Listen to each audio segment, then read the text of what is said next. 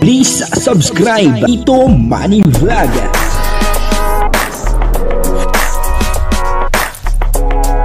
Payagan po si Tito Manny Vlog na mag-reactor para pambiling gamot sa kanya pong karamdaman. Wala man siyang records ng ng awayan. Yun po mga baser ni Rina ay pinagsabihan ni Kalinga Prab po. Papanoorin po natin yung video at bibigyan po natin siyempre ng konting reaction. Pero bago po yan, ako muna po ay bumabati sa inyong lahat ng magandang umaga, magandang tanghali at magandang gabi sa inyong lahat mga kapatid. Saan man kayo ng panig ng mundo naroroon ngayon ay mag-iingat kayo palagi at pagpalain kayo ng ating Panginoon. Maraming salamat din po sa patuloy na tumatangkilik sa aking YouTube channel at nanonood sa aking video reaction. Patuloy lang po natin suportahan sila Kuya Bal Santos Matubang, Kalinga Prab at Ate Edna Vlog. Kung nanonood po tayo ng kanilang mga video, ay wag po natin skip yung ads upang sa ganun ay patuloy tayong makatulong sa kanilang adhikain sa pagtulong sa ating kapwa na nag-iikaw sa buhay. Ito po yung video na kung saan ay pinagsabihan ni Kalinga Prab etong mga baser ni Rina. Ang kabuuan po ng video ito ay mapapanood po natin sa YouTube channel ni Kalinga Prab. Ayun suportahan po natin si Kalinga Prab. Ito po yung video. May basher po. Ba't pinabash yung si Rina, pambira? Di pwedeng i-bash si Rina. I-bash nyo na po lahat. Huwag lang po si Rina.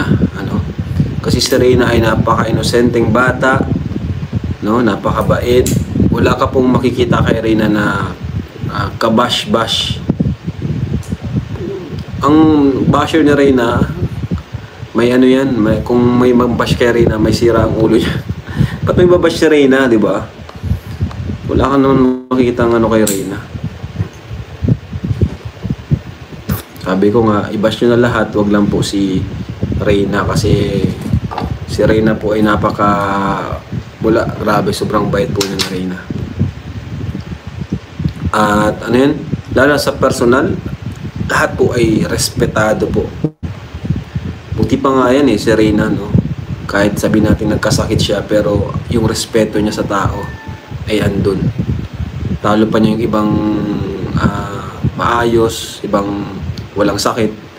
Talo pa po niya kasi yung iba walang respeto. Pero si Rina po, kahit ganyan po siya, is andun po yung niya, napakabait pong bata. Dito po ay napanood po natin at narinig natin yung mga sinabi ni Kalinga Prab. Ito nga po pala ay live ni Kalinga Prab nung isang araw pa po yata ito. Nag-live si Kalinga Prab. At yun na nga, napanood po natin na sinabi nga po ni Kalinga Prab at siya ay nagtatanong kung bakit daw po merong baser itong si Rina. Bakit nga ba? Kahit po ako ay nagtatanong din ako. Bakit po merong baser si Rina? Bakit po nagkaroon siya ng baser? Sabi pa nga po ni Kalinga Prab, ay napaka-inosenteng bata ni Rina at napakabait na bata po ni Rina. Totoo naman po yun, Nakikita po natin, sa mga vlog, na talagang si Rina ay napakabait na bata, At sang-ayon din po doon sa mga nakakakita na kay Rina, na mga kaibigan natin na nakita po nila si Rina, yung pumupunta po sa party ni Rina. Minsan may nakakakwentuhan po tayo na pumupunta po doon at nakakaharap si Rina. Ang kwento po nilang madalas, unang-una, ay napakaganda nga daw pong bata nitong si Rina, lalo na nga po pag ito nakaharap. Talagang napakagandang bata. Ang pangalawa, ay ang sabi po nila, ay napakabait na bata ni Rina. Lalo na po pag ito daw ay nakaharap mo, talagang yung pong respeto niya na pinapakita sa mga tao, talagang ahanga daw po kayo. Ang ibig sabihin ay talagang itong si Rina ay marespeto doon sa mga taong nakakaharap niya at ganoon din siyempre sa matatanda at ganoon din po sa mga bata. Nakikita naman po natin kung paano po siya makihalubilo sa mga tao na talagang hindi po siya yung plastic na tao, na hindi po yung parang pakitang tao lang yung kanyang ginagawa. Wala pong ganoon si Rina, Sabi nga po ng iba ay parang scripted. Wala pong gano'n si Rina. Ang lahat po kay Rina ay totoo. Kung ano po yung nakikita nyo sa binablog, ayun na po si Rina. Napaka-inosenteng bata. At tama po doon si Kalinga Prab. At ang sabi pa po ni Kalinga Prab, ay mas parang kayo pang may sakit, kaysa kay Rina. Bagamat si Rina ay dumaan sa ganung sitwasyon na siya ay merong sakit na talaga nga namang napakahirap ng kanyang pinagdaanan sa buhay, na parang pagsubok sa kanyang buhay, at nagkaroon nga po siya ng sakit, sabihin na natin, sa pag-iisip. Pero mas hindi niya po nakalimutan yung pagrespeto sa mga tao, kayo, hindi po kayo nagkaroon ng sakit, pero anong ginagawa niyo po, doon sa mga basher ni Rina, wala po kayong respeto sa tao. Yun po ang katotohanan. Kaya tigilan na po natin ang pambabas kay Rina, kasi hindi po maganda ang inyong ginagawa. Ako po, talagang ayoko rin po na magsasalita ng hindi po maganda sa aking kapwa. Pero pagka po na may nakikita ako at may naririnig tungkol po sa pambabas kay Rina, ay talagang medyo umaalsa din ang aking sabihin na nating hindi po maganda, kasi hindi po maganda na yung isang bata na napaka-inosente at napakabait na bata ay ibabas nyo. Ano po ba ang kinalaman ni Rina? Doon po sa pambabas nyo, doon po sa mga sinasabi nyo, ano po ba ang kinalaman doon ni Rina? Kung sakali na meron po kayong kinakainisan, po doon sa mga supporters o viewers ni Rina, ay wag po si Rina ang bakbakan nyo. Ang bakbakan nyo ay yung mismong tao na kinakainisan nyo. Wag nyong iba si Rina. Kasi si Rina ay talagang napaka-inosenteng bata. Ni Rina, talagang hindi po niya alam kung ano po yung mga ganyan, yung mga pambabas na ganyan. Hindi po niya alam yan. Kaya tigilan nyo na po yan. Tigilan nyo na po yung inyong pambabas. Sabi nga po ni Kalinga Prab, ibas nyo ng lahat. Huwag lang po si Rina. At totoo po yun. Kasi si Rina hindi po yan gaganti sa inyo. Hindi po yan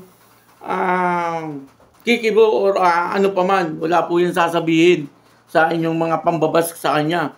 Kasi napaka-inosenteng bata nga po ni Rina. Pero tandaan nyo, na meron Diyos na pwedeng siyang magbigay ng karma sa inyong mga ginagawa. Pwede po kayong karmahin sa inyong mga ginagawa, na pambabas kay Rina, kasi hindi naman po ang Diyos natutulog sa mga ganyang bagay, at nakikita naman po niya talaga ang inyong mga ginagawa, na nagsasalita kayo ng hindi maganda sa tao na walang kaalam-alam. Si Rina, sa totoo lang, wala naman po yung kaalam-alam. Bakit kailangang ibas nyo? Sana, kung meron po kayong pamilya, meron po kayong mga anak, yung pinagdaanan po ni Rina ay wag po sana pagdaanan ng inyong pamilya. Kasi napakasakit po sa damdamin, o isipin man lang na ang inyong anak ay magkakaroon ng sakit, ng katulad ng naging sakit ni Rina. Kaya hinay-hinay lang po kayo, sa pangbabas kay Rina. Huwag nyo pong idamay si Rina, sa inyong mga pangbabas. Hanggat maaari, kami po ay nakikiusap sa inyo, doon po sa mga basher ni Rina. Huwag nyo pong ibas si Rina. Sapagkat pag dumating po ang araw ng inyong karma, baka magulat po kayo sa inyo pong mga ginagawa. Saka po kayo magsisisi kapag huli na ang lahat. Sa ngayon, habang maaga pa, tigilan nyo na ang pangbabas kay Rina, kasi hindi po yan maganda. Kaya yun, medyo tumataas yung presyo natin dito Kasi iniisip ko na hindi naman maabot ng isip ko, na bakit kailangang ibas nyo ang taong walang kaalam-alam, bakit kailangang pagsalitaan nyo ang taong napaka-inosente sa lahat ng bagay. Kung meron po kayong galit, ay doon po sa taong kinakagalitan nyo, yun ang banat-banatan nyo. Tama po yung sinabi ni Kalinga Prab, ibas nyo ng lahat, huwag lang po si Rina, sapagkat si Rina ay napaka-inosenteng bata. Medyo na ako dito medyo na-high blood ako ng konti sa mga basher ni Rina Magsuportahan na lang po tayo. Magsuportahan na lang po. Kagaya po ng ginagawa ng mga kalingap, sinusuportahan po yung bawat isa Hindi po kailangan na lamangan, mag-inggitan. Wala pong ganun, ano? Dapat po suportahan na lang kasi sabi nga po ni Kuya Bal, hindi po niya kailangan yung mga baser sa community ng Kalingap. Ano po? Kaya para dun sa mga baser ni Rina, hanggat maaga pa, itigil na po yan. Ano? Pag dumating po yung karma sa inyo, ay mabibigla po kayo. At talagang napakasakit po niyan. Ano po? Mahirap pong magsalita ng hindi maganda sa ating kapwa. Ano? Kasi yan po ay kapapahamak nyo. Kaya yun, maraming salamat po sa inyong lahat. At patuloy lang po tayo sa pagsuporta sa Team Kalingap, sa pangunguna ni Kuya Bal Santos Matubang, Kalingap Rob, at ang atin ng vlog. Ako po si Tito Manny Vlog, na nagsasabing God bless you all. Diyos mabalos.